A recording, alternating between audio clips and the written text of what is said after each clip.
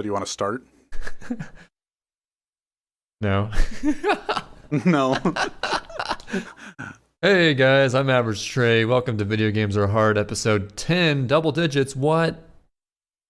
It's crazy. It's like 9 weeks ago we recorded episode 2. That is insane. Yeah, it feels just like that. It does feel like that. Yeah, because that's how it went. So, what are we going to talk about on this episode where we have to plan what we got to talk about? Dude, there's a lot of cool stuff that happened this past week with speedrunning specifically, which is cool. Like since before the Cynicism episode last week, like the new Majora's Mask Moonwarp was found and all that stuff. Oh yeah, there's a crazy. It's like 28 minutes now. Yeah, because on the week before that, we talked about the old Moonwarp setup with the moving of the rupee, and I hadn't even watched a sample of that setup. That night after we recorded the podcast, we actually watched ZFG's run of the ZFG Legends, the GSA Legends. ZFG is a legend though. The ZFG Legends. And we watched his run, and it had like a Zora boomerang into moving a rupee into a specific spot, and then like unload. I don't even know. You have to like walk into the rupee weird. It's really cool how GSA Legends happened in that snapshot moment in history, like between when Moonwarp was just found and the actual current one that's faster. Yeah, that was like super crazy timing. And now it looks way easier, but now the Majora's, because what's even more funny, hilariouser about hilariouser. I'm gonna commit to my original word I was going with. Yeah, I love doing stuff like that, making up my own words. The GSA run has ZFG talking about how tough the fight is. It's just like the only good thing is that you have Majora. Yeah, it's pretty tough when you only have the Zora mask, right? Yeah, it's like, oh, it's so hard. We only have the Zora mask. You have like Deku, but he's useless, and you have regular Link. And now the new setup, I haven't heard him talk about like how hard the fight is or anything. I've seen him. I did see his few streams where he did Majora's Mask runs with the second Moonwarp setup, and it's just like now you don't have Zora, so you have to like do these setups specifically with the bomb, and it's insane. At least you have bombs, right? Yeah, but you only have like 4 or something like that. You gotta. I mean, you use bombs throughout the run to go faster and like to set up the tricks and stuff. So the less you waste, the better off you are. But it's still really hard. It's insanity. And even ZFG knows, like everybody, this run's gonna die. We were talking about how, like, oh, we're back on the hype train for how alive Majora's Mask is. Majora's Mask is dying.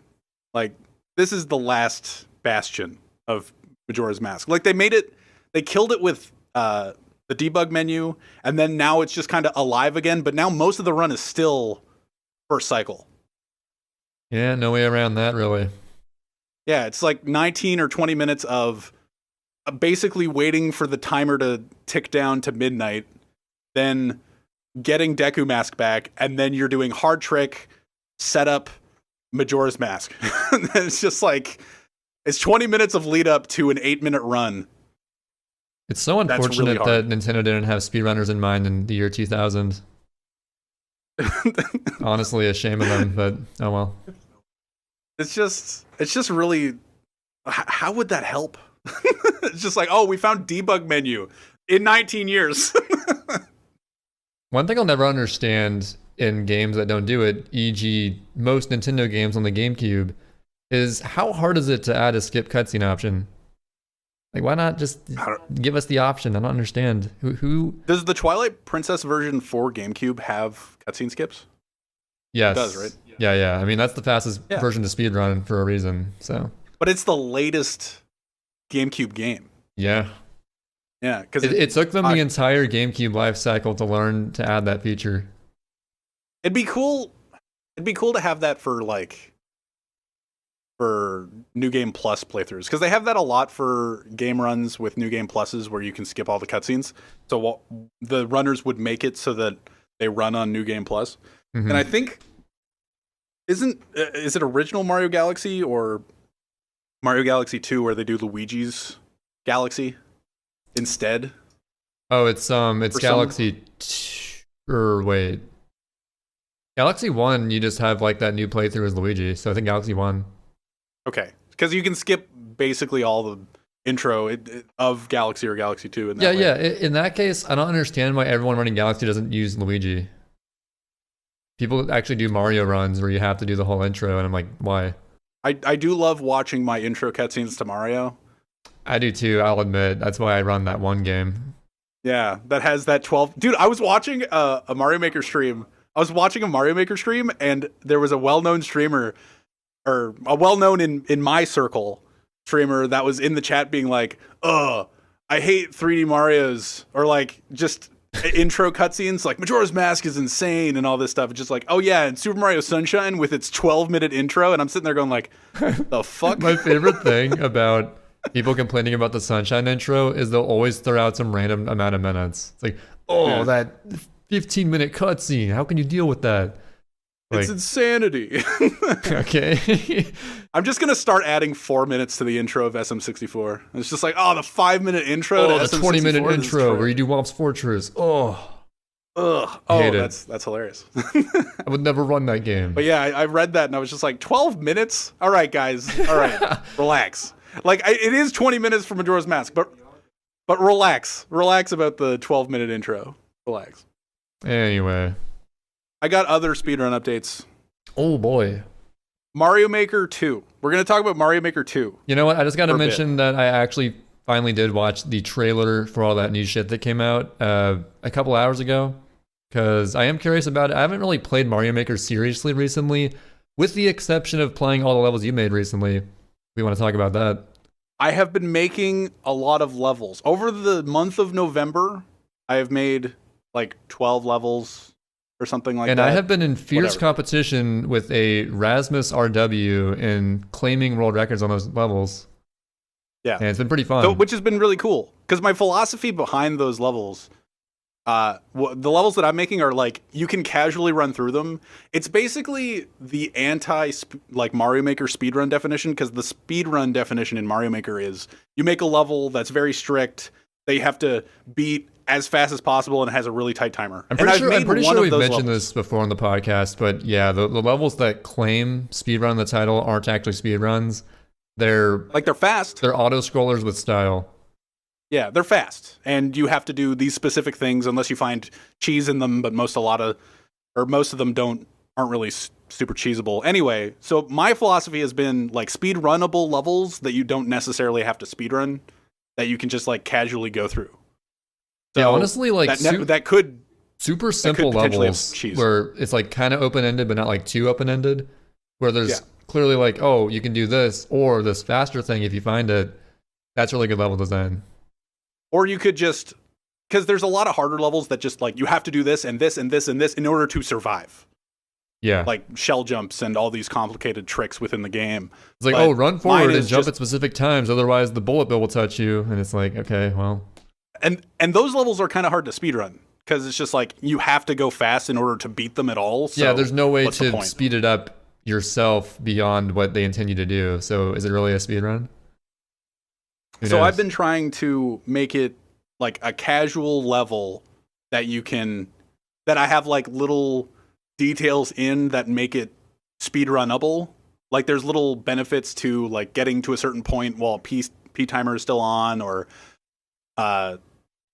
other little things. Like I've put cheese in levels intentionally to see if people found them, and then in that level there was even bigger cheese that I didn't intend to be found. There's a couple levels where I did find bigger cheese, and Sid's like, oh god, are you kidding me? I almost deleted it.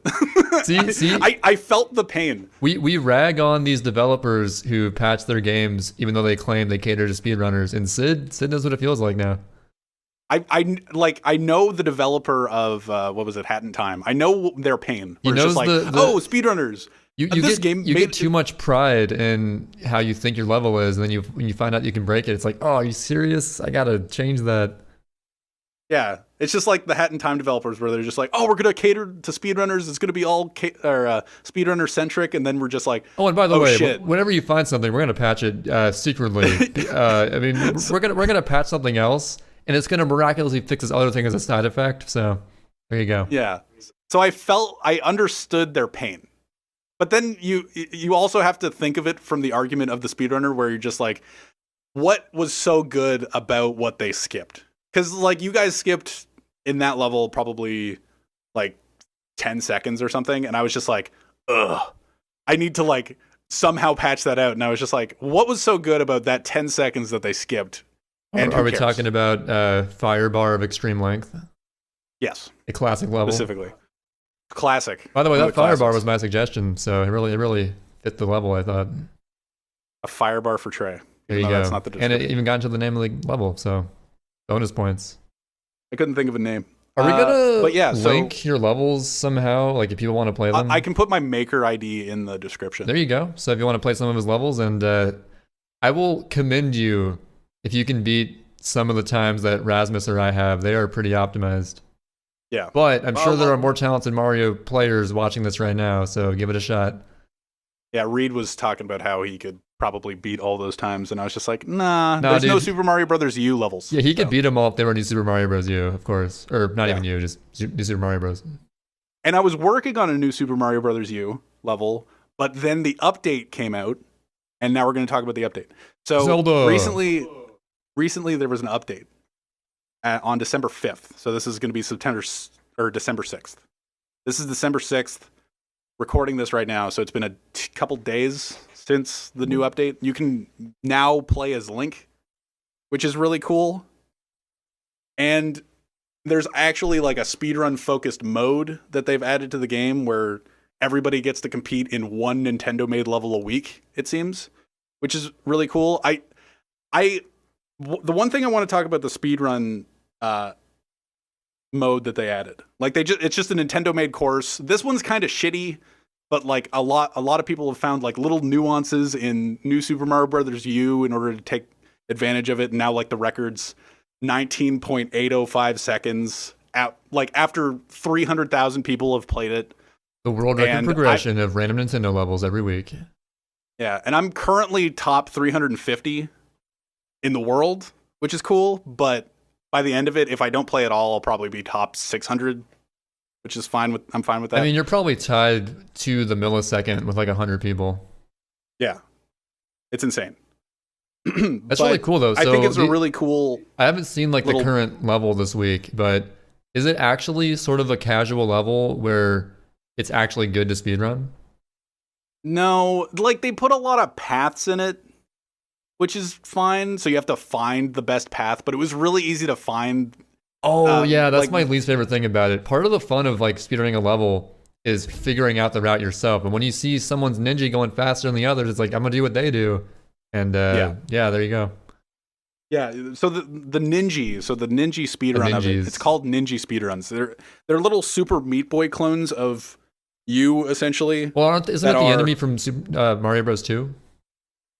I don't know. The little ninja enemy that jumps up and down. I think that's what they are. Is it a thing? Okay. Yep. Mario Bros. 2, baby. But so like in Super Meat Boy, when you clear a level, it shows all of your attempts after you beat it, where it's just like where every single movement that you made in order to kill your Meat Boy until you cleared it, and then it has the one Meat Boy at the end. Instead, it's ninjas, and the ninjas are other players. So like the other Meat Boys in the level are other players that have played.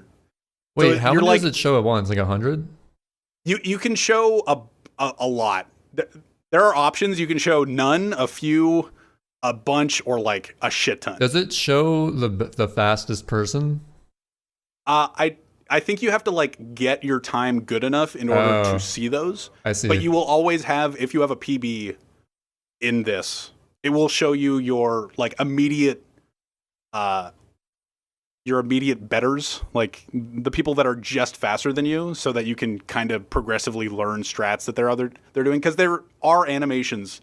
So the ninjas are with you, so it's just like a Mario Kart Ghost that isn't you. That's just a better player that has a better time than you. So it shows little animations that they do. So like it will show when another player slid down a slope. Yeah, if you really examine, like if you're running against someone who's pixels ahead of you, you can just like examine, oh, they slid here versus here. Yeah. And just do that. So then you copy their strat. So now it's down to saving milliseconds. Well, yeah, it's kind of inevitable. Every week is going to be like that, probably. And I think that's really cool. People, I've heard people saying just like, oh, it should be multiple courses. And I'm just like, you don't want to spread your player base. It's like when like Call of Duty players, when Call of Duties came out and they had so many different modes, and the only populated mode was basically like team deathmatch and like domination, and that's it. Even though they had 16 different modes, there were only 2 really being played. You don't want to spread your player base to like so many different courses. So I like that there's only one course that everybody can kind of sink their teeth into for a week.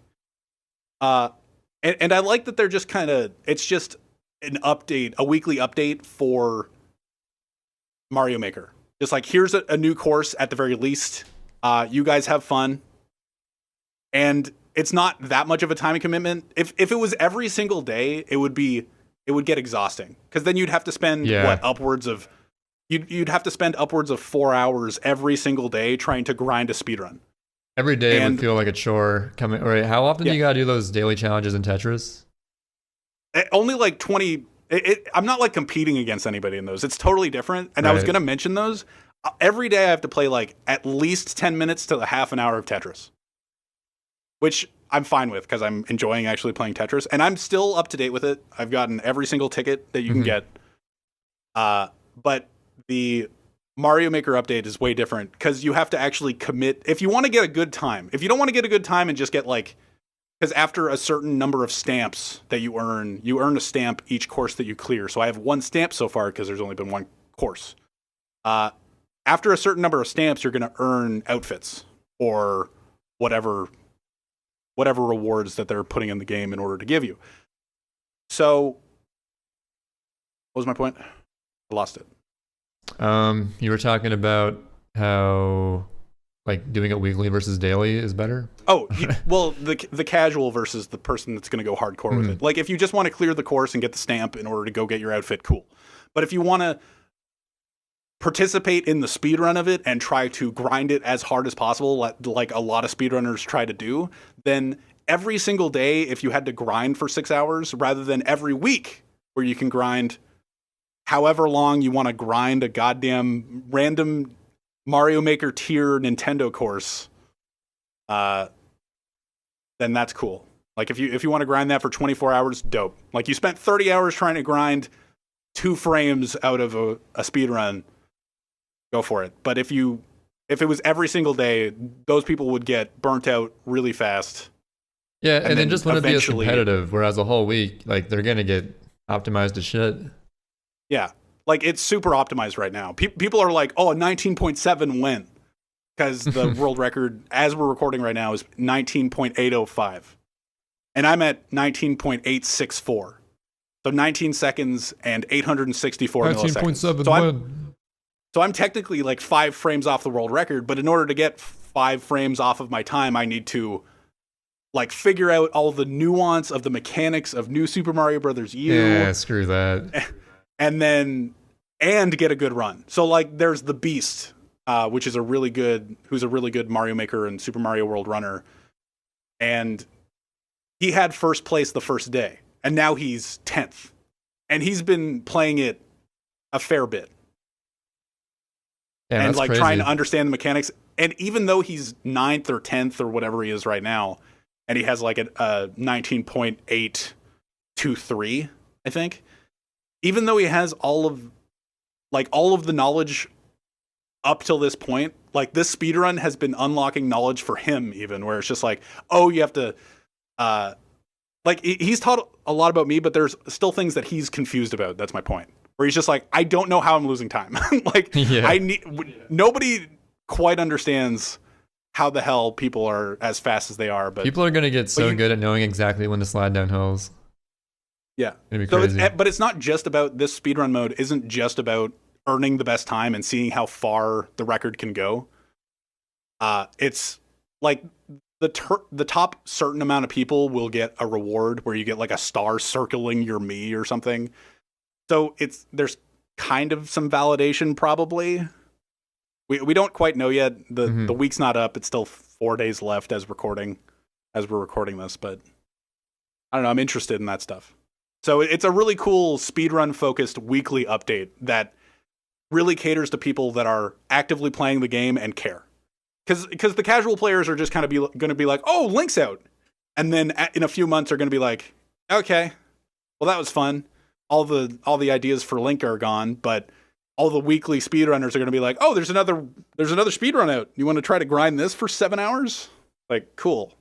In the modern era, that's a thing that I appreciate. In the modern era of releasing games, like Nintendo fully understands that you have to always include reasons to bring people back to the game. I mean, that's why DLC exists. Yeah. So slowly rolling out little things every now and then is honestly, without doing that, like, there's no way to keep people playing it I can think of. So it's really cool they're doing that. And this is a really cool way to keep all the hardcore players in, because all the hardcore players kind of appreciate this. Or a lot of them would be. I'm not really actively playing Mario Maker outside of your levels, but I might try it out myself, just, you know, for the hell of it, because I'm a speedrunner, you know. It'll get really interesting when they start adding levels that actually require, like, thinking. It'll be interesting when they add levels that don't require dumb 3D world mechanics. Because the routing for this level, like, sure, there's a lot of pathways and stuff, and you'll see a random Twitch chat member being like, oh, you should try a different strat in order to save a frame. Like, yeah, I think it's pretty set in stone by now. It's like, oh, you're obviously doing this wrong. And it's just like, dude, and the beast is just like, I'm literally like a frame off of world record. I just need to do this better, I swear. That's just classic Twitch chat. Like, oh, you didn't try this mechanic that doesn't even exist in the game. Come on, just do it. Yeah. But so, like, within a half an hour of this level being out, people kind of figured out in general what the pathway was. But now for the 6 days after that, they're just trying to figure out the nuance of the controls to figure out how to save frames with, like, clipping into a box and going forward. Like, all those little that sounds cool if you care about that, but I just couldn't care less. Dude, part of me, it's like the speedrun and the Farmville and all that brain. It's just like, part of me is just like, this is the most boring shit ever. And then my speedrun brain is just like, it's really cool that everybody is, like, getting together to figure this stuff out. I mean, it has to be collaborative because it exposes all the ninjas. So yeah, like, you got to collaborate on that kind of.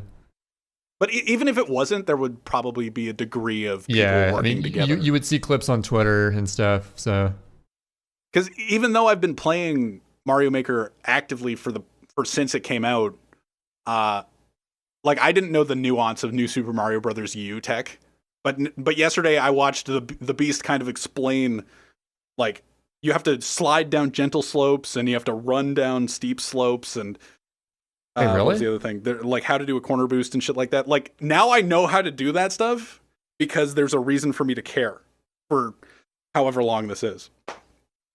So it's just interesting having all the speedrun focused people within the Mario Maker community kind of come out and be like, all right, let's work together on this. Let's see how low we can get this, and let's all try to get good enough in order to get the star to circle our Miis. I don't know, it's cool.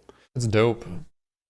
But yeah, when they start adding levels that require you to route, like red coin levels or like levels with secret passageways that potentially you could find, I don't know. There could be a lot of really cool things they could add instead of just a simple, go above everything and slide when you need to slide level. I mean, we only got to the rest of time. I'm sure Nintendo has plenty of levels up their sleeve that'll mix it up quite a bit. But yeah, and then the update. You can play as Link. You can shoot bows and bombs and everything. Yeah, and the Pokies. Can we talk about how a couple weeks ago you asked me, okay, tell me one thing to add to my level, and I suggested Pokies, not knowing that Pokies aren't actually in the game, but they just added it in the recent update, so I called it sort of. Ray saw the future. Pokies. I was just thinking, my brain was 2 weeks in the future thinking. So. Like, I can't put a Pokey in the game. It's like, why? It's like, it's not in the game. And then 3 weeks later, it's just like, oh, it's in the game. Just give it a couple weeks. I'm sure you can. Just give it a go at it. Don't worry. So that exists. And then just, there's a dash block for 3D World that nobody's going to care about. And I don't know. There's oh, dude. I saw that dash block thing. I think, maybe with the dash block, the world may finally see the first ever not super lame car level. I don't think... Is that possible? Has that happened yet? That's too hopeful. You're too hopeful. I know. Maybe there's a small, slight chance. But let's be honest, all the car levels suck. Yeah, every car level sucks. There's just no way even to if you make try that to make good. a good one. I remember I loaded up the maker to try to make a car level, and I sat there looking at it for, I don't know, 20 minutes, and I was just like, Like, all right, I sucks. can make him drive and bounce, and you gotta jump sometimes. Okay, well, It sucks. cool level. Oh. It sucks so bad. Dude, I've experienced so many of those car levels in back when I played expert mode, where the only challenge comes from you don't have time to react to what's coming up. So it's just like, oh, well, I died because I didn't know that pit was coming up. So, cool level. And also the car sucks. That too. Yeah, it's just like, oh, I have no time to react, and the car sucks. Like it's a nice addition to a level at times, but when the whole level's focused around that, it's pretty terrible. Just like, oh, I drove it for 3 feet. That was a nice ride. It could be get a out of this nice, a nice way to mix up a usually typical level, but when the whole level is car themed, just I'm not gonna enjoy it. The amount of times I've watched a streamer play like an endless run of any difficulty, whether it be super expert, and run up to a car, the amount of times I've heard them groan. It's like, oh. It's just, No one has a it's so positive funny. reaction to that. Even if it's just a stretch of car for 10 seconds, and then they get out of it, they'll start with the groan, and they'll be like, oh, thank God, I get to get out of this car. Dude, Like, y'all that's thought it. water levels were bad. No, car levels are the real tragedy. There's one really cool underwater car level. Oh, wait, so there is the outlier. Yeah. It's a cool idea that nobody ever wants to play ever again. So two negatives But- make a positive, water and cars. It's like a really slow car level that you have to keep the car throughout the entire thing. I don't remember who made it. That sounds remember, like, enthralling. I remember Grand Pooh Bear actually played it at one of his speedrun sessions one time. One of his anyway. sessions. Yeah. The So- Grand Pooh Bear sesh. The thing I wanted to talk about Zelda, or Link. Link being in Mario Maker. Dude, they finally added Zelda to Mario Maker. Isn't that cool? Zelda can swing his What sword and shoot his bow. Okay, I'm done. What a lot of people think when they see that Link's in it, it's just like, oh, they made Zelda Maker. It's like, no. Zelda and Mario are on like two different sides of gaming, where it's just like, here's a Zelda game on one side, a dungeon crawler, exploration open world, and here's Mario, run, jump, get to the end of the level. If anything, And this just proves that Link can do everything Mario can, just better. dude, it's legit that Link is just a better Mario in Super Mario this is Bros. all that It's proves. insane. And this game is also And- canon in the Zelda universe, so suck it. But like my point for having Zelda on one side and then Mario on the other, putting Link in Mario Maker doesn't make it so that you can make Zelda levels. You can just kind of make Zelda portions of a Mario level. Like you the best you can do is kind of be in the middle. You can't really make within Mario Maker because you're still running and jumping, and you can use your sword and throw bombs and shoot arrows, but it's not a Zelda game. It's almost a Zelda game, but Well, like okay, running and jumping actually, is Mario's thing. I want to talk about Four Swords Adventures really quick. So there's segments of Four Swords Adventures where it actually is just like a 2D side scroller, and there's an item called the Rock's Cape or Rock's Feather, I forget which one it is, where you can basically just jump. So when you have the Rock's Feather in a 2D sort of side scroll level, that game's super weird by the way. It's kind of the same idea. Also, you can do a down stab. So hey, and you have 4 links.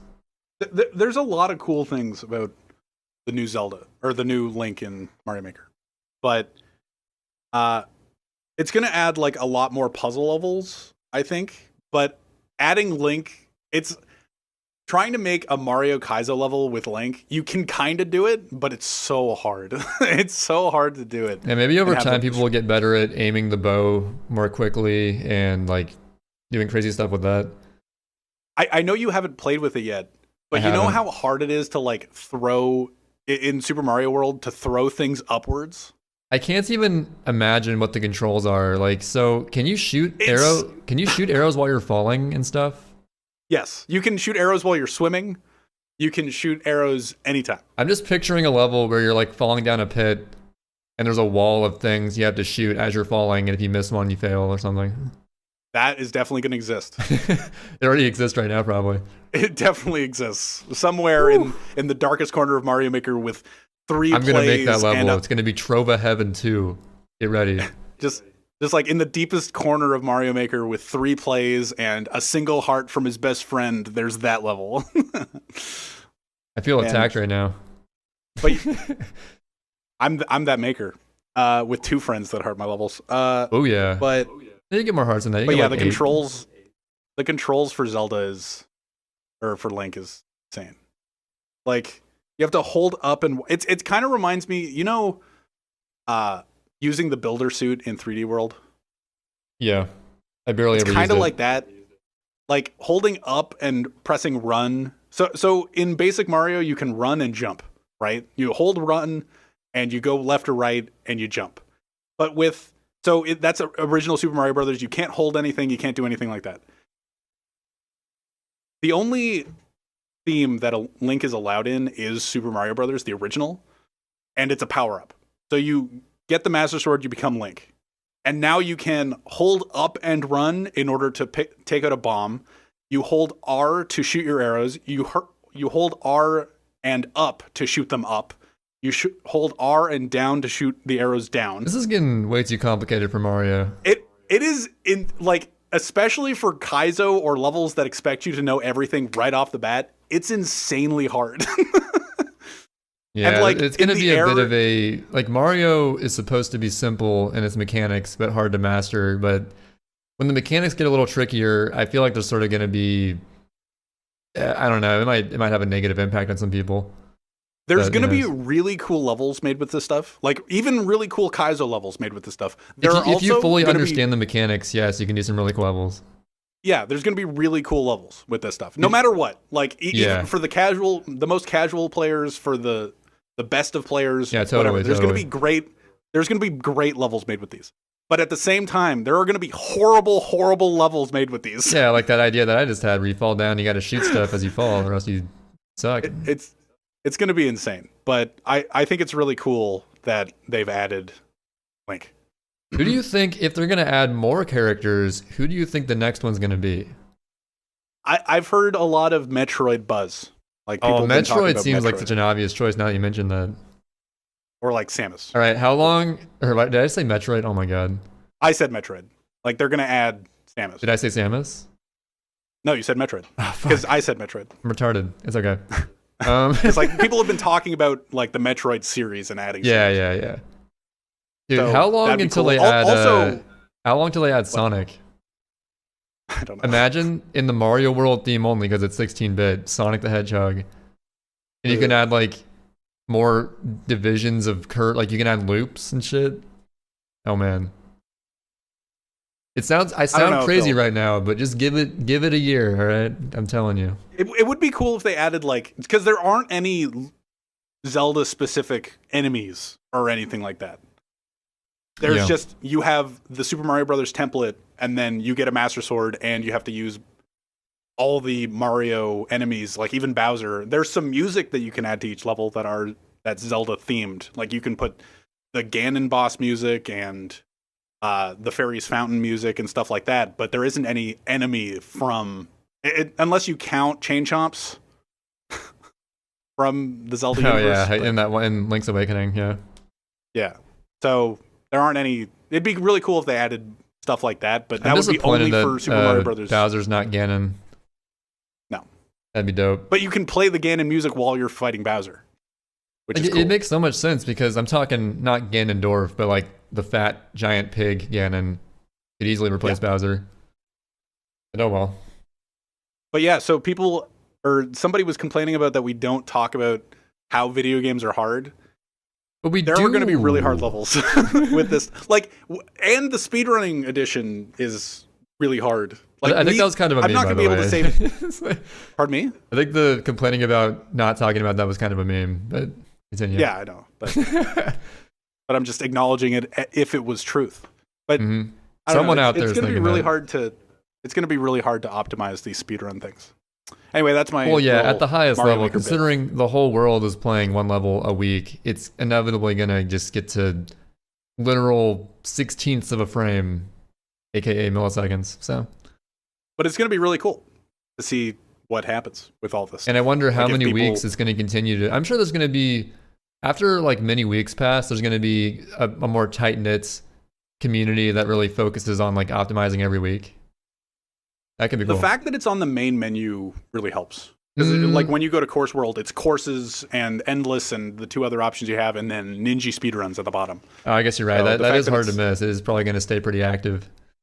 So I'll definitely keep paying attention to this. I'll be grinding it as long as I'm interested. But like there's 300,000 people that have participated in at least this one, and most of them have like 0.1 to a second 0.1 off the record. So Oh, one final note on that. I think that having a week is the perfect length because that's exactly how we did it for the Mario Sunshine task entries. oh yeah.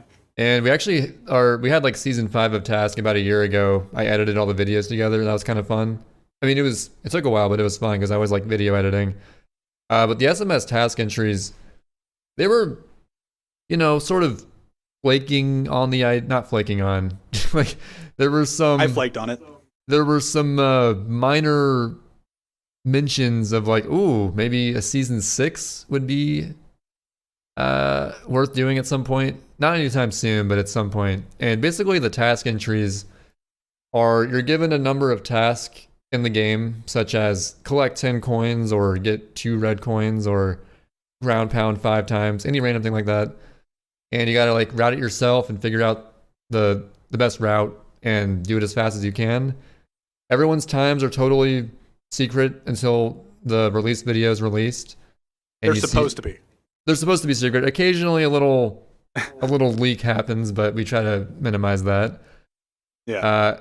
And whenever people have the same route, we're like, there must have been some collusion there. But Yeah, it's the little kid collusion. It was weird. The little kid play. It's not to be offensive. We just call them that. They understand. They always seem to do like the same routes that are all pretty good, and we're like, Yeah. I don't. Little kid was like- collusion. What was it? Ouija, Feck, and Go-Go all had the They had the exact same same route like in 2 different weeks. I'm like, are you serious, dude? and you're just like, how?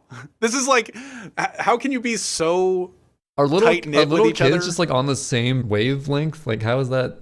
It seems like it wasn't even because it was a bingo card that week. The first week that I know of that they all had the same route was a bingo card that you had to fill out a line on. And I did so bad on that one because I didn't even see the obvious option. But oh well. yeah.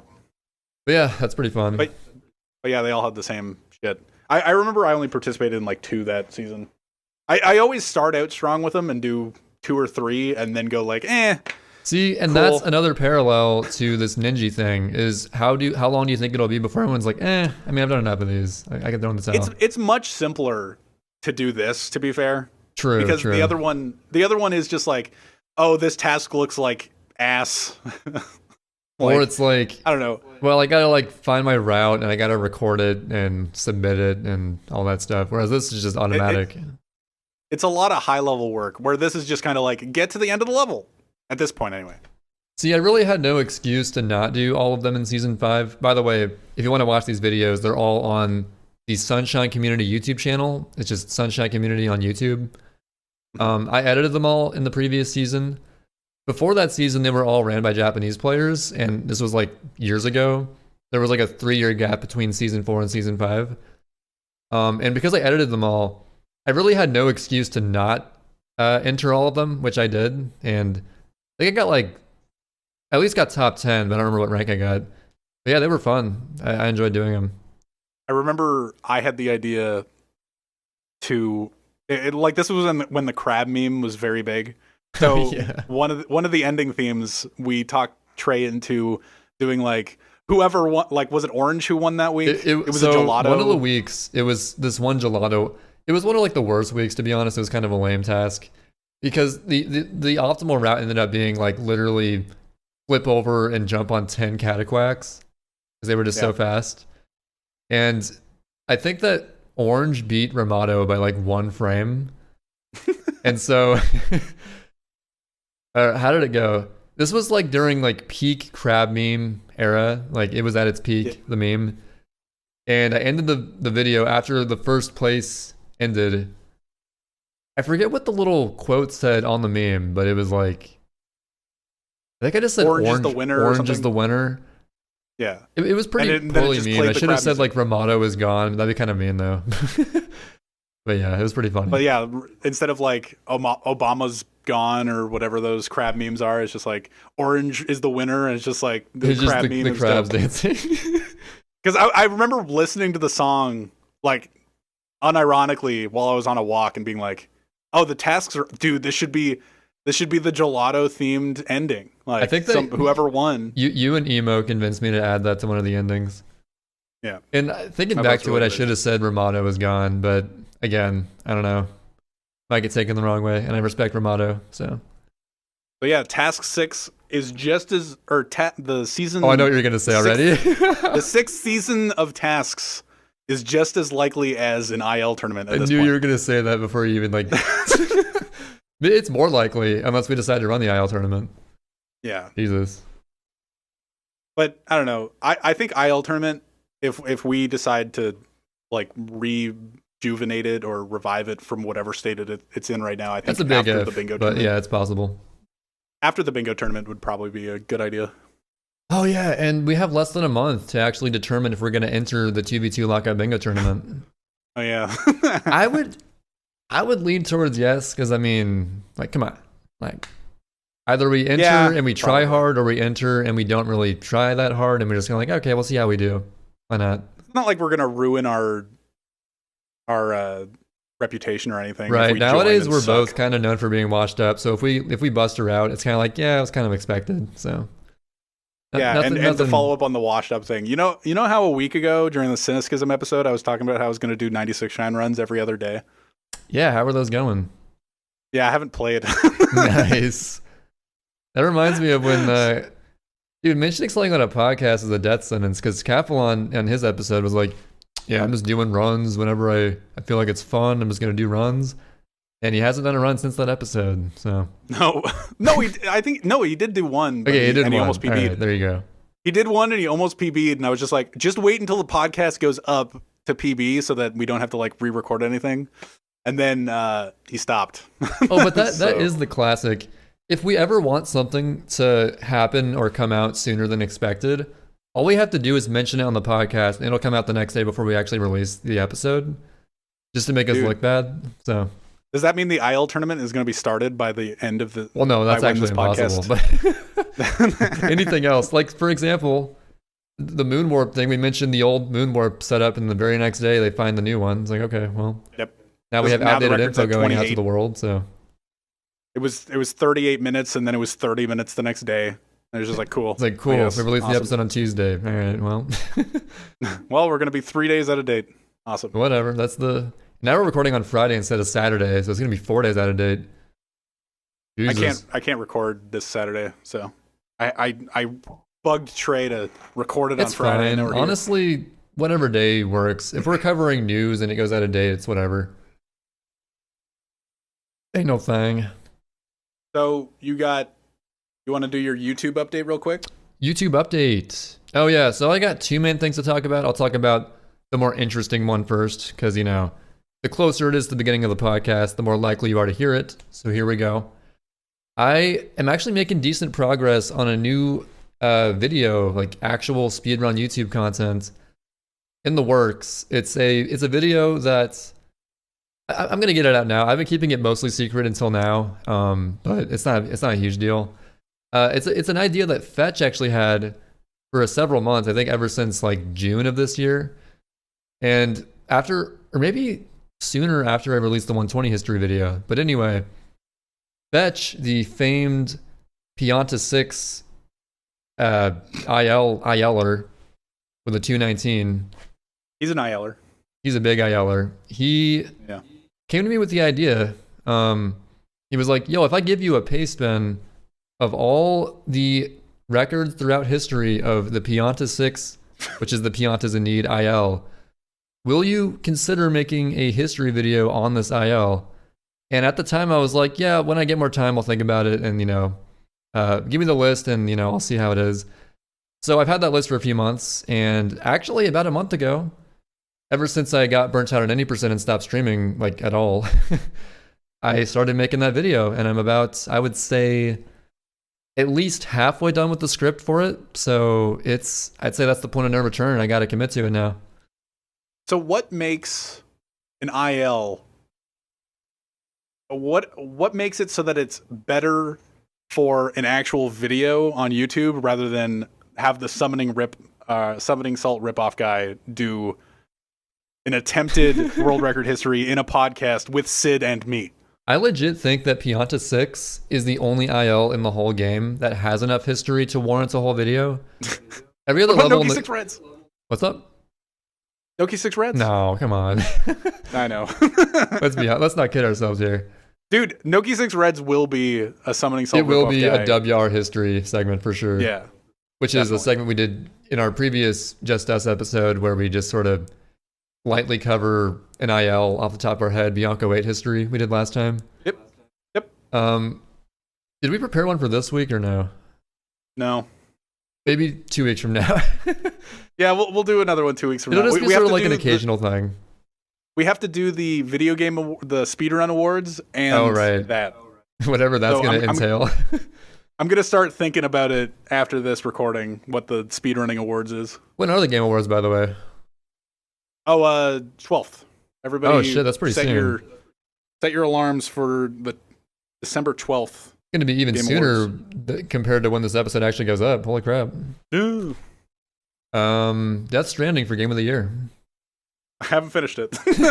Oh, it really? I thought you did by now. Holy crap. I got to a point where there was cutscene after cutscene after cutscene. I was just like, I need to take another break. But the story is good, right? Sure. I'm getting more and more mad at it as I play it. Is it like getting repetitive, or is it just not holding your interest, or what? Dude, I'm still carrying packages, so I guess it's as repetitive what do you expect? As it was. So like suddenly the game's totally different. So now it's like, here, watch a cutscene, deliver a package. Watch a 20-minute cutscene. Okay, the most annoying part of it, and I'll let you get back to your YouTube history in a second. The most annoying part of Death Stranding, or where I am in Death Stranding, there's a half an hour cutscene that I have to watch, okay? And then they're going to give me a 3 or 4 minute Cole's notes or Cliff notes, depending on where you grew up, of what the cutscene told me. Cliff Notes, the Canadian version. No, Cliff Notes is what we have. Is Cole's Notes the Canadian one? Cole's Notes is the Canadian version. I've never heard of that. I know it must be Canadian. I know it is both.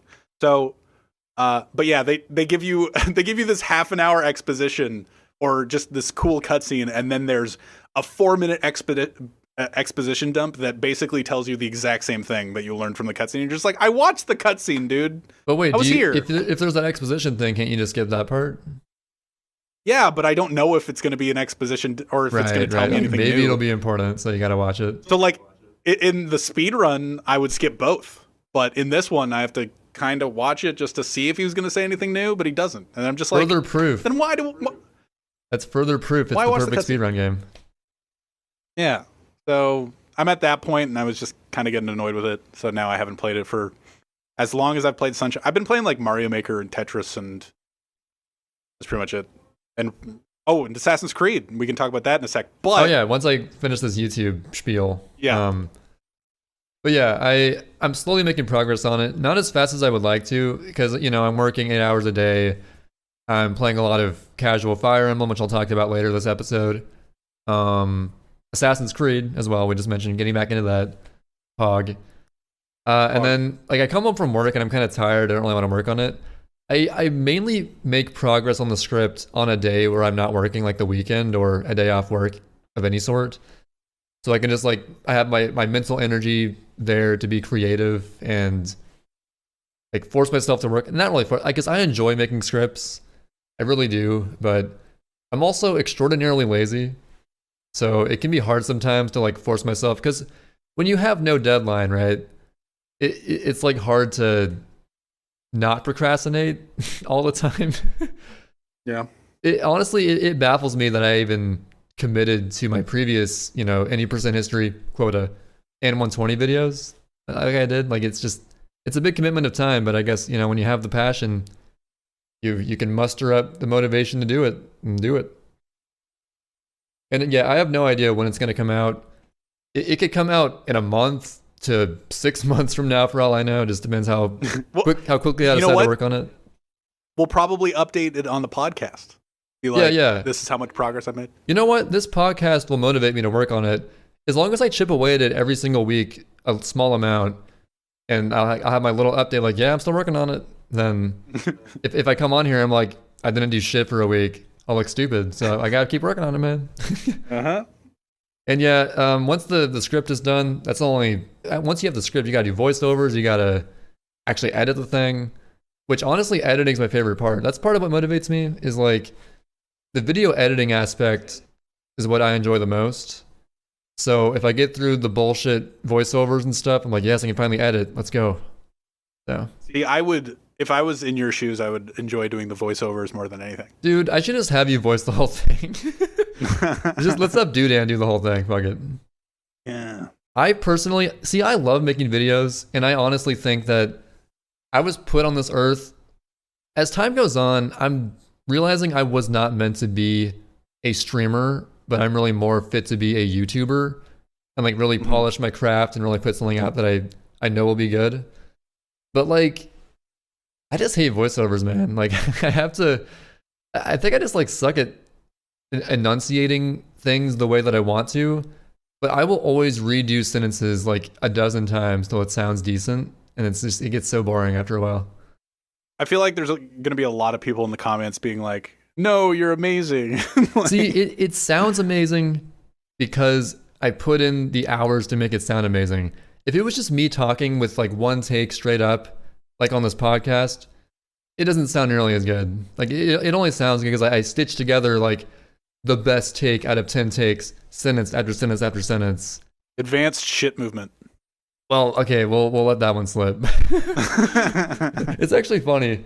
I think that what I'll do, I sort of unintentionally had little moments in previous videos where, you know, like advanced shit movement or Doki Doki guy, where it's like, okay, if they comments on that thing, I know they watched up until that point.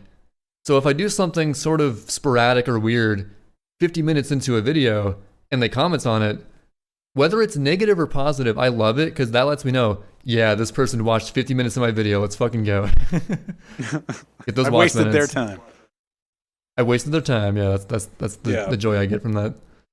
But anyway, to wrap this up, yes, I'm making a video. I apologize that I haven't been streaming. Honestly, I haven't been in the streaming mode whatsoever, and I'd rather not force myself to if I don't want to.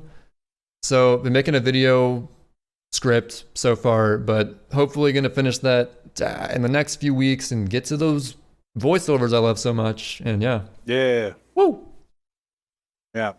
Back to whatever you wanted to talk about. Well, I thought you were going to have 2 YouTube updates. Wasn't there two two YouTube updates? What was the other one? I thought there was 2 videos. No? 2 videos. Oh, well. Am I making that up? There is a second video idea that I do have in my back pocket. I'm not going to reveal what it is yet. But it's an idea that I'm honestly shocked has not been covered yet by anyone, because it's something that you see. One hint that I'll drop is it's something that you see in literally every corner of speedrunning, no matter where you look. That's all I'll say about it.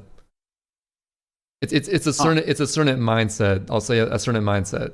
So have you told me about this? I haven't even told you. So we're gonna put it. Okay, so you can speculate what it is, but yeah, I have a second video idea that I might get to in the future, but for now, focused on the Pianta 6 history one, which I know if I just put in the work, it should turn out good. So hope y'all look forward to it. I really have no updates of my own. I haven't been streaming. And the reason I haven't been streaming, I haven't really had anything to stream. I think it's... I don't really want to play Sunshine. I really don't want to play Sunshine right now. I don't know what it is. Oh, like I like the community and all that stuff. Dude, mentioning Sunshine, I have a third update. Go for it. It's actually your about second Sunshine. update was literally second update was literally I have an unannounced thing that I'm thinking about. Third update. Also, it's funny how literally the video I'm talking about is Sunshine related. And I'm like, oh wait, Sunshine. I have an update about Sunshine. Whoa, brain blast. I'm literally Jimmy Neutron. But yeah, so actually what day was it? It was Sunday of this week. Well, last Sunday when this goes up. For the first time, I had my first official practice sesh with a certain ADEF Games. I think he just goes by ADEF now, ADEF. He's a Mega Man runner who some of you might recognize that name, might ring a bell. He's the person I did the 2-player 1 controller casual stream with. If you saw my uploaded highlight video of that stream, I thought it was pretty funny. But we actually had this idea to take the category more seriously, because from that stream we did, we actually learned like, dude, we could totally get this to like sub 2, maybe even sub 140 if we put in the time. And it's really dope because ADEF doesn't even run the game himself. Like I think he did like some minor dabbling in it, got to like sub 2 or so roughly. Yeah. But it's fun. I'm sort of like teaching him the game through the process. But yeah, 2-player 1 controller.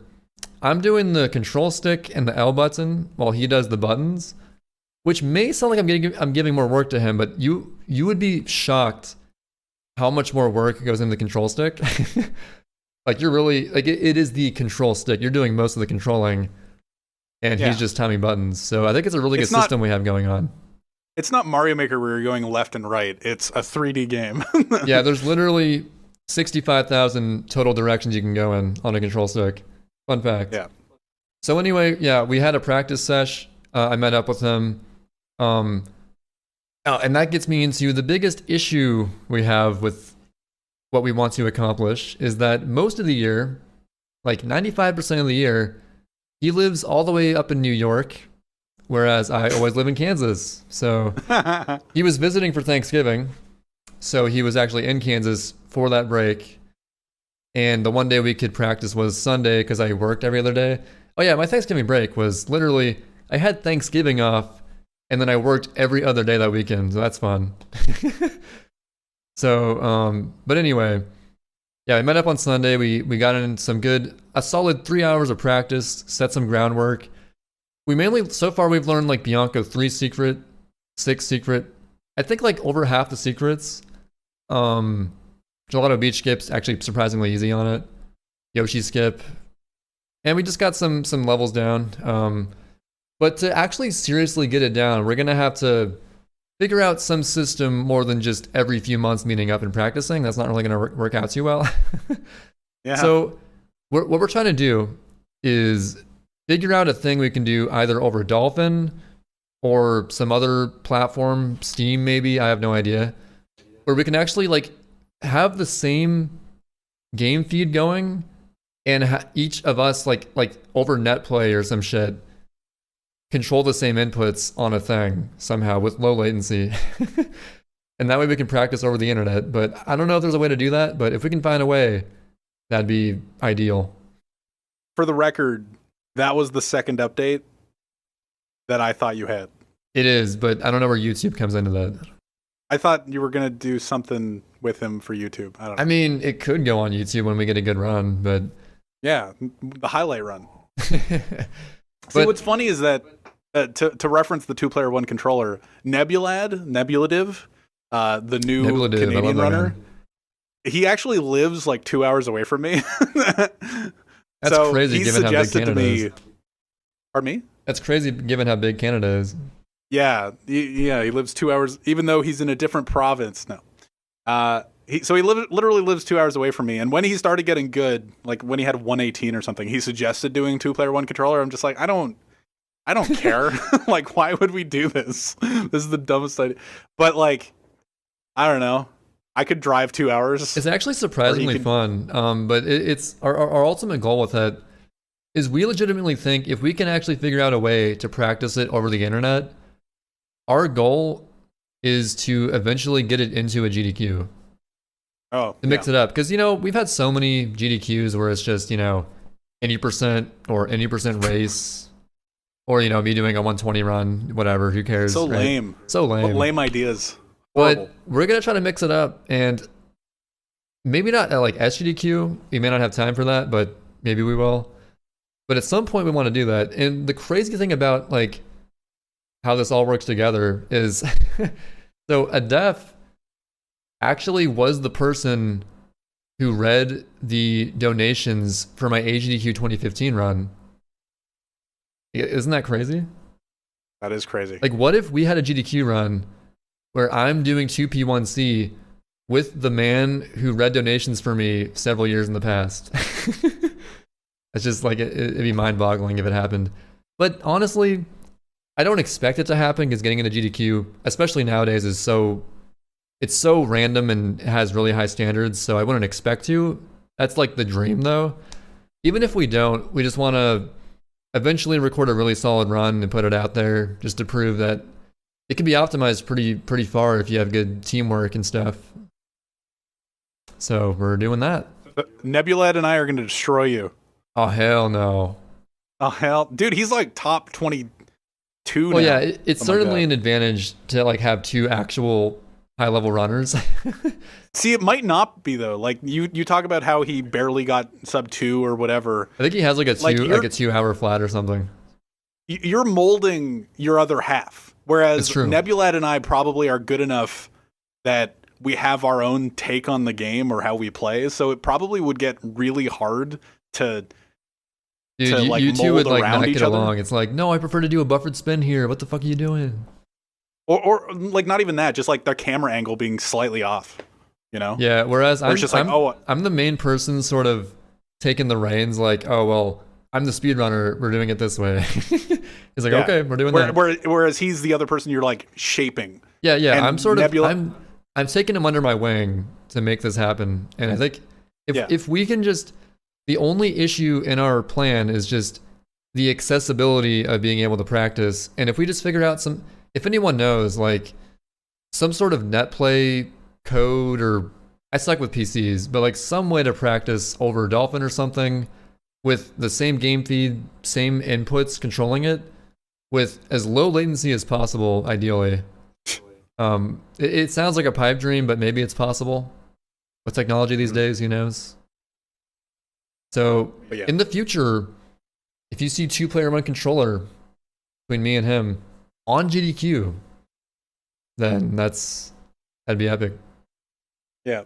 I think potentially that might be the best way to go with 2 players, 1 controller. Like, it would be cool to have both players have like an education base on Super Mario Sunshine, but having somebody with just like a fresh player that doesn't play it much and is willing to do whatever the fuck in order to win or in order to complete it in 2-player and 1 controller. Because me and Nebulad, like, he's been playing not very long, but he's a better player than me in specifically any percent or whatever you want to say. He's one of these new talented runners who gets good, extreme, like dummy fast. Like, it's crazy. I'm assuming his movement is probably going to be insane in comparison to mine, like one of those little kid movements. So. Whether you are, if you have 2 top runners, no matter who you are, you have to dumb your movement. Like, you have to not go fully all out in 2P1C. Yeah. But it's going to be hard to combine them, you know, how to mold. Yeah, if you don't have good synergy, it can be tough. Yeah. But you do have that Canadian synergy going on, so maybe it'll work out. Yeah, we both live in igloos and say A. That's all it takes.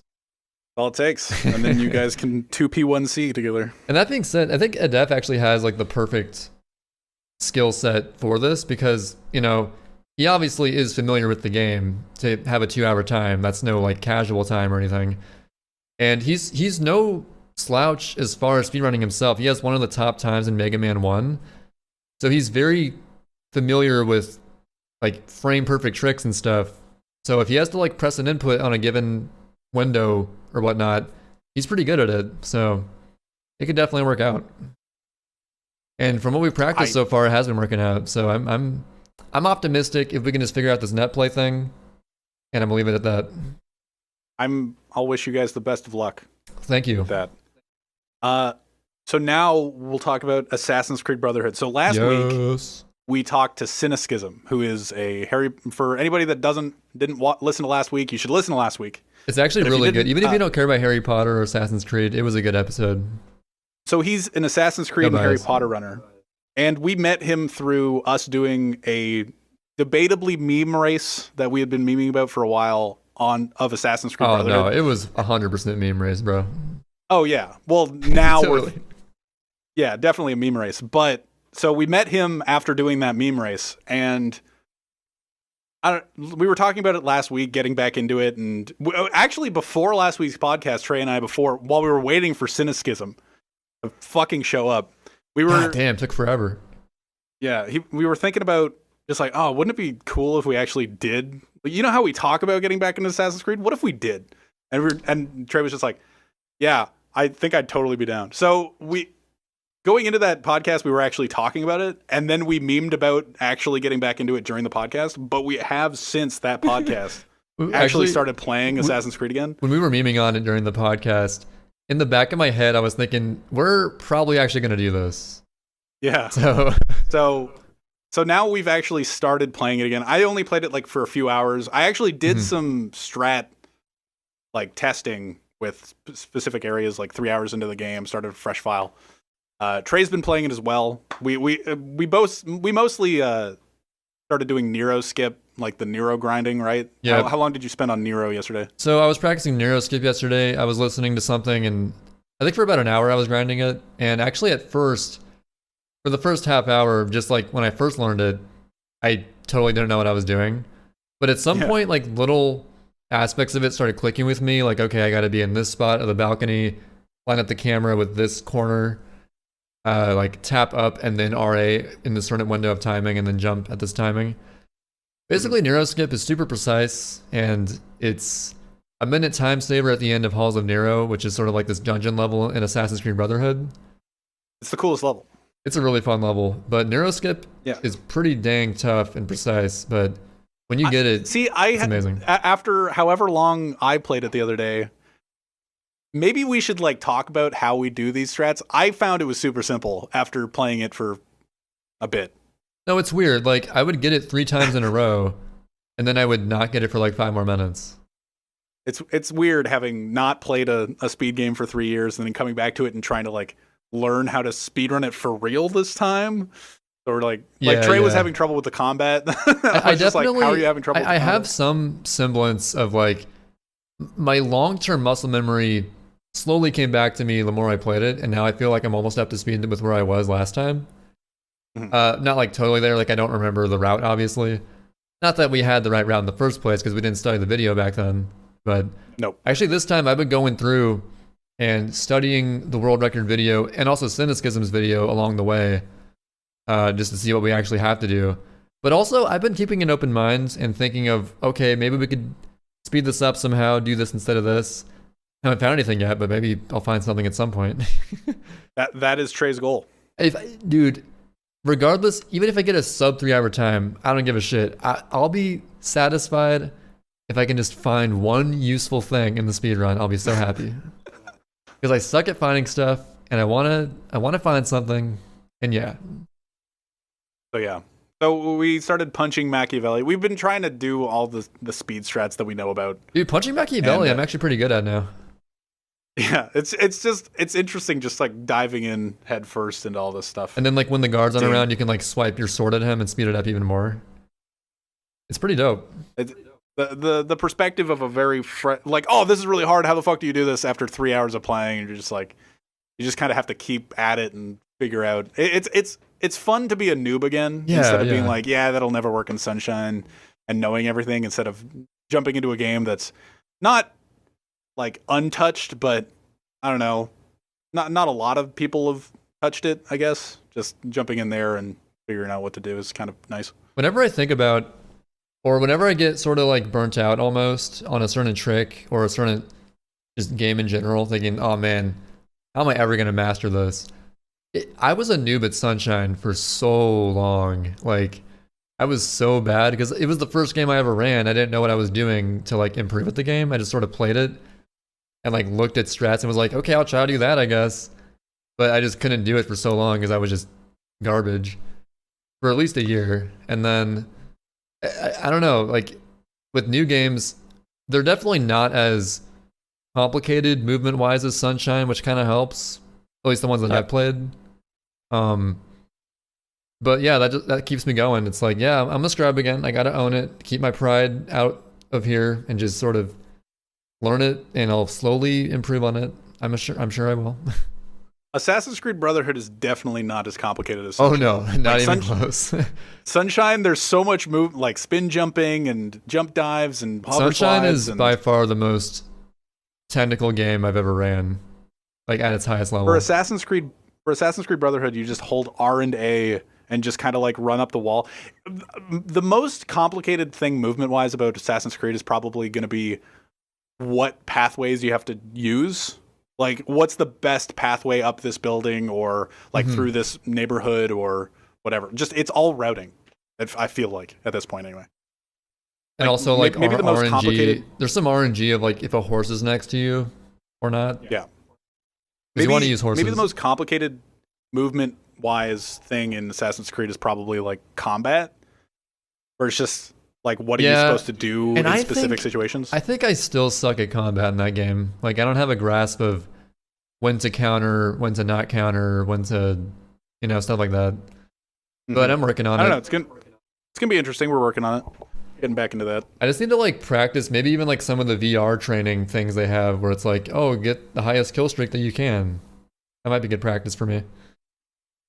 When you were talking about Sunshine and how like you used to be a noob, I feel like I'm there with Mario Maker.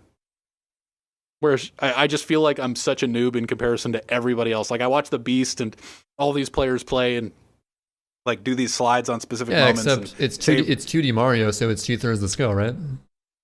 Yeah. Math checks out. It's so hard.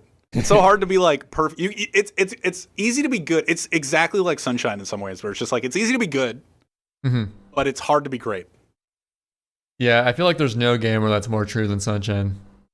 Yeah.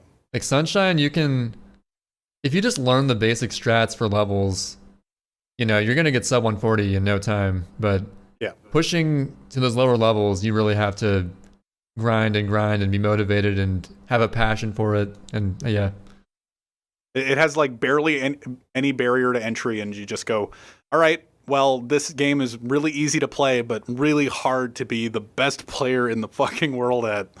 And it's been a 6-year journey for me that still is there, I guess. It's definitely waning for both of us, but we're still kind of in the we're involved in the community. Like we're probably going to participate in the bingo tournament, and we're thinking about running an IL tournament afterwards. I think we're going to answer like the last possible minute. I think what's our deadline? Like late December. Yeah. What should our team name be? Can we still use the team name from last time? I don't think so. No, we're not going to use that again. We can't use. I got some angry YouTube comments from our team name last time. You want to know what it was? It was "Are we retarded?" It's a great team name. And it's an inside joke. One time, Sid and I were playing Minecraft, like you do. Yep, like you do. And I believe, were we lost in a cave? We weren't lost in a cave. You were lost in a cave. Oh, yeah. So I was lost in a cave. Sid, you were somewhere completely different. You weren't even in a cave, were you? No, I was. Okay, so this is what happened. We were in a ravine. You tell it. You were on the other side of the ravine. And I was on the right side of the ravine, totally know where I was. Oh, yeah, we were lost in the ravine. That's right. Okay, go ahead. You were lost. You weren't lost. You like saw me and was just like, wait, how did you, are we, and you asking yourself, like, am I retarded? Instead, you're just like, are we retarded? Like, Sid fully knows what's going on. I'm the only confused one, and I'm like, are we retarded? I don't even know what the context was. Like, I know what I was looking at in Minecraft. You were on the other wall of the ravine, and I was on the right side. We were trying to figure out like what way we came into it. Yeah. And it's just like, wait, are we retarded? And I'm just like, no. Speak for yourself. I don't know where I come into this, but okay. I know that Ice Windowsill wanted us to name the podcast "Are We Retarded?" I know that. So we decided against that. The R word, it flies sometimes. It's like semi-taboo, right? Yeah. It's not like full. Like you can't oh, you definitely can't say it, but you can get away with it. Like I don't know. Yeah. But yeah, I had some angry YouTube comments like, "Oh, this name is terrible." Because I would upload from the previous 2v2 lockout tournament. I actually uploaded all of Sid and I's matches to my YouTube channel, just to like sort of archive them more openly. And people saw that team name and they were like, "He said the R word." Oh, and it's like, sure, that's fair, but I mean, come on. So yeah, we got to think of a new team name. Yeah, so we want to piss anyone off. We got to be fully inclusive. You know what? If anybody has any suggestions for team names for Trey and I, put them in the YouTube comments for this video. And they better be good. This podcast. That I think that would be amazing if people like had suggestions for it. I was thinking of something like super lame, but also will constantly plug us. Just call us Video Games Are Hard. Nah, it sounds lame. Team Video Games Are Hard podcast. I don't know. Yeah, I gotta think of an idea. Once we think of a team name, that's when we'll enter. There we go.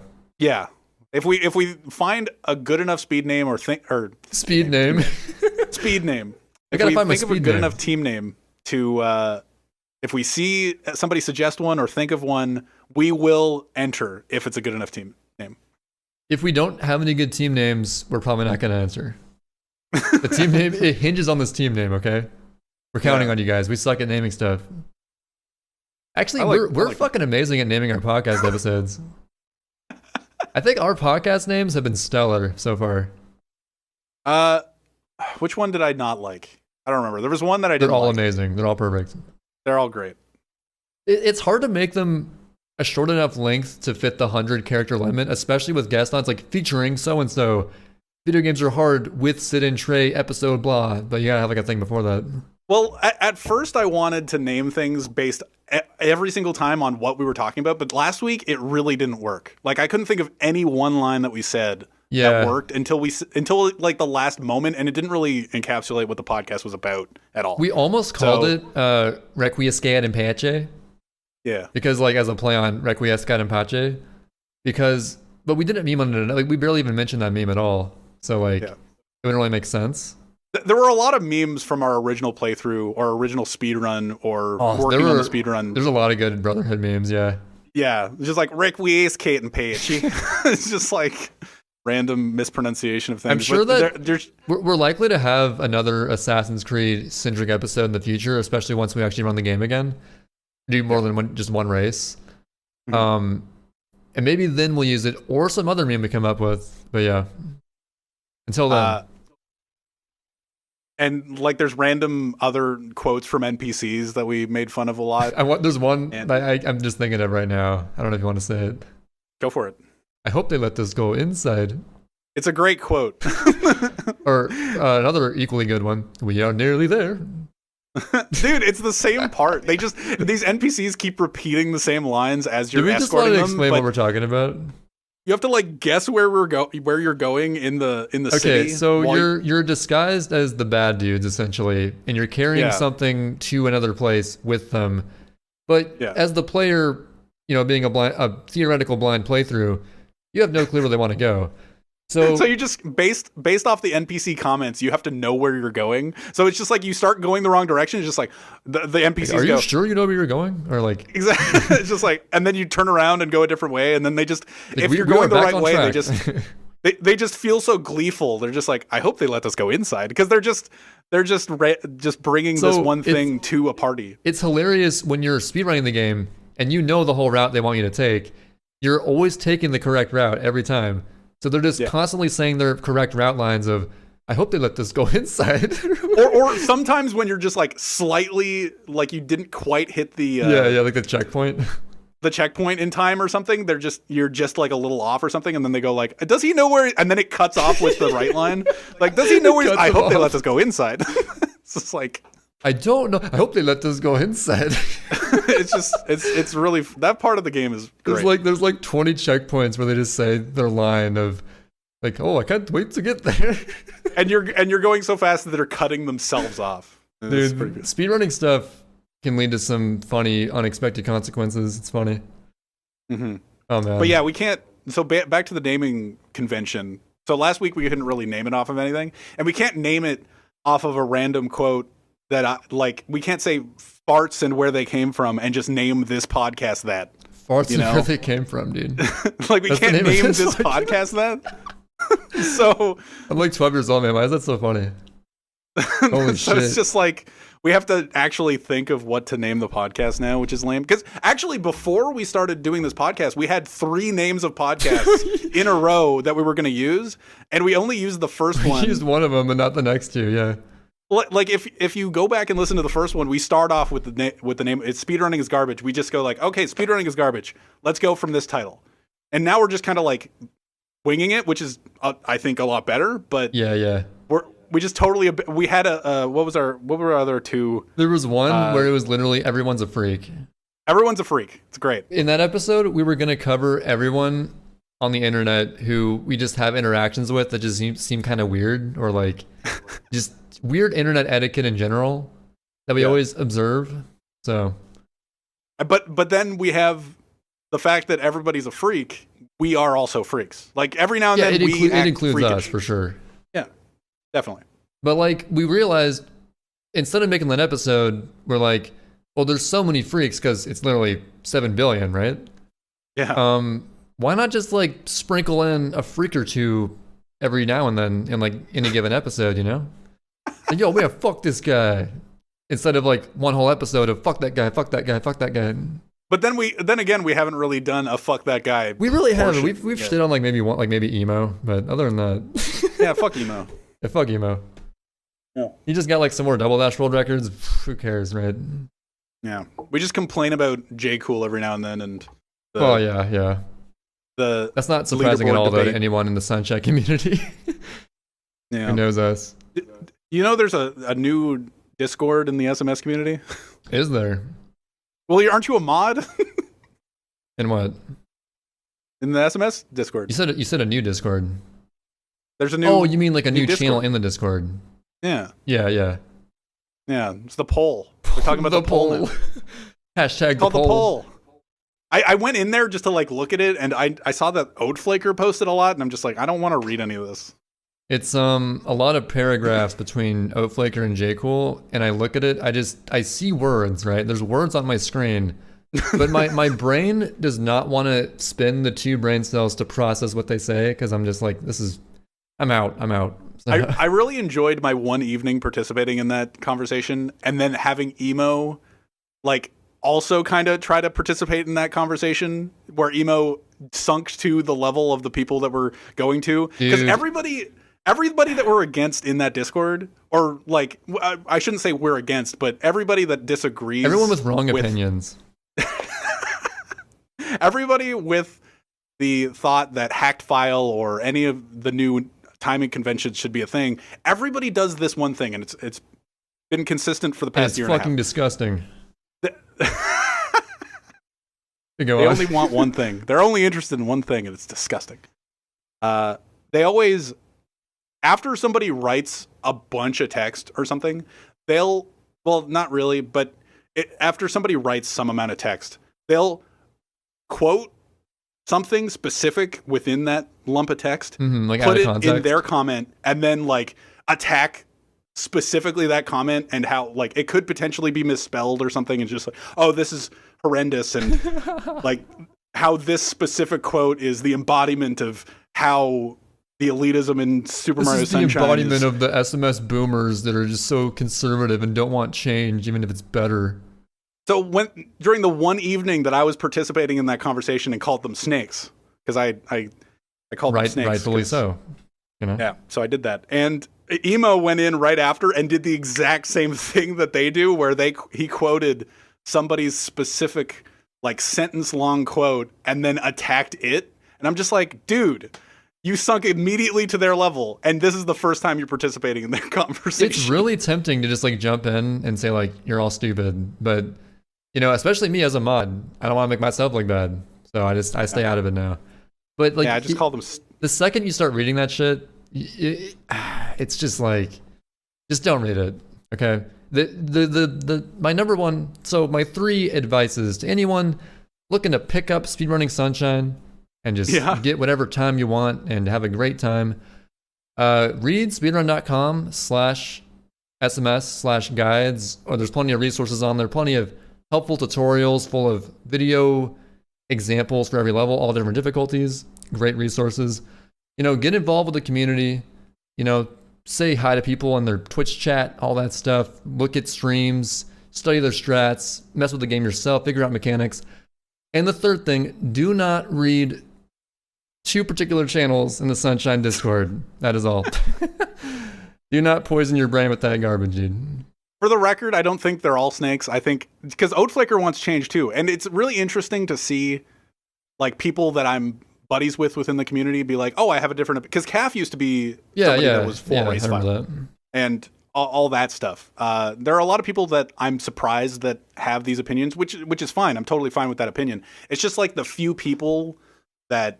It's when it's someone who doesn't even run the game who thinks their opinion is just as valid as someone who's ran the game for 5 years, you know? Yeah, so I'm just like calling that specific group of people snakes. Which is a lot of people, surprisingly. So it's kind of a shit show, but I've been ignoring it, and my life's been okay without it. So even though I'm a mod, I should be taking responsibility and reading it. But honestly, I stepped up as mod in the Sunshine community right after I released any percent history video, because I was like, boom, this is my moment. Mod me, bro. Boom. And then okay, I'm fine verifying times, sure.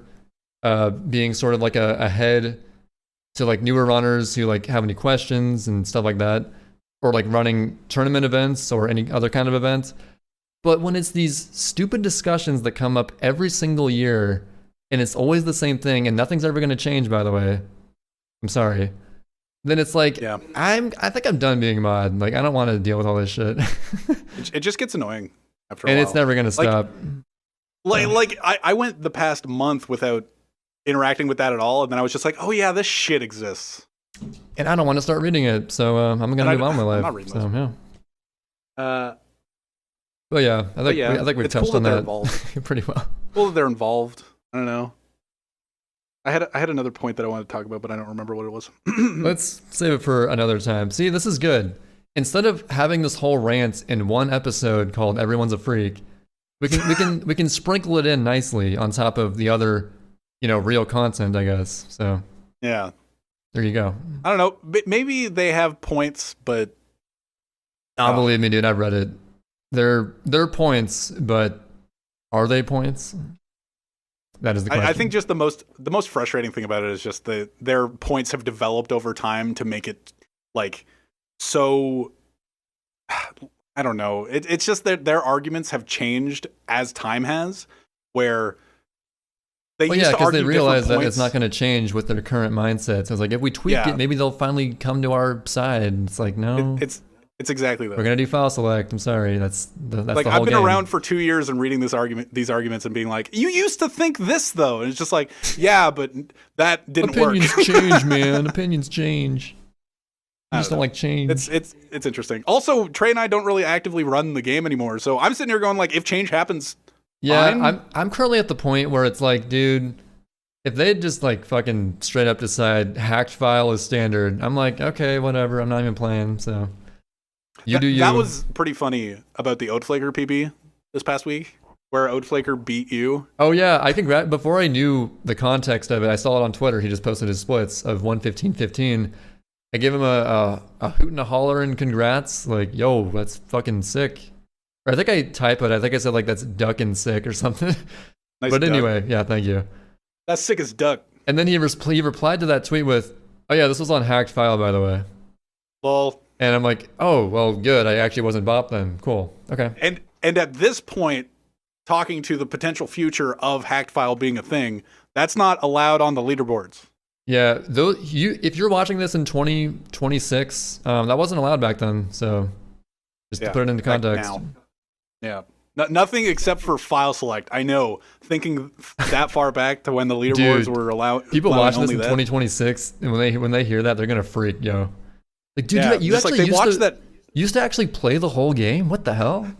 Like, you guys had to watch the 12-minute cutscene at the start of Super Mario Sunshine? Jesus. Nowadays, Majora's Mask is only 8 minutes because we start after first cycle. Because enough people complained enough, and we just don't care about the integrity of the game anymore.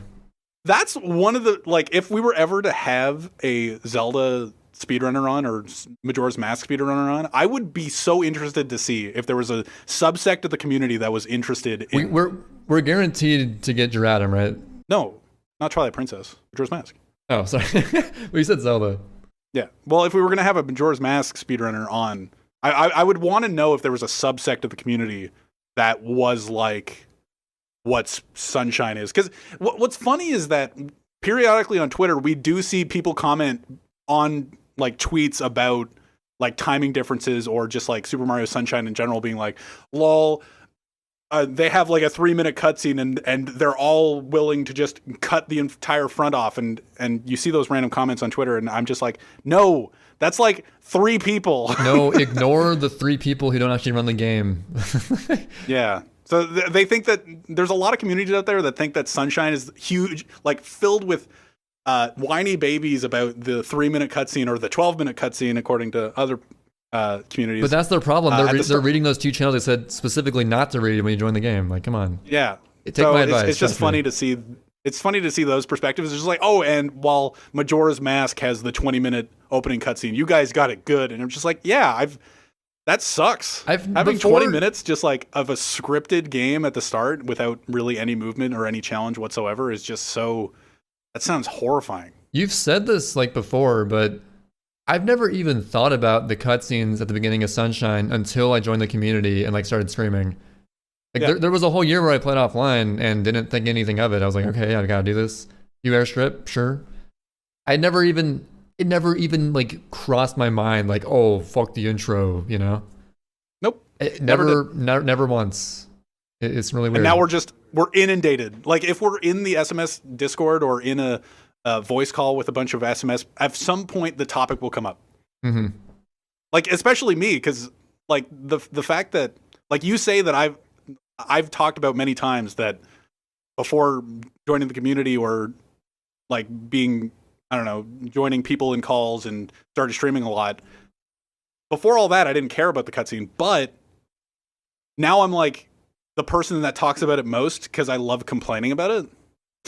I love complaining about complaining people. Yeah, it's funny. I don't know. It's just interesting how things change. I think we've ragged on that enough for one episode. I think that should be the end of the podcast. Are we going to end on that note? Seriously?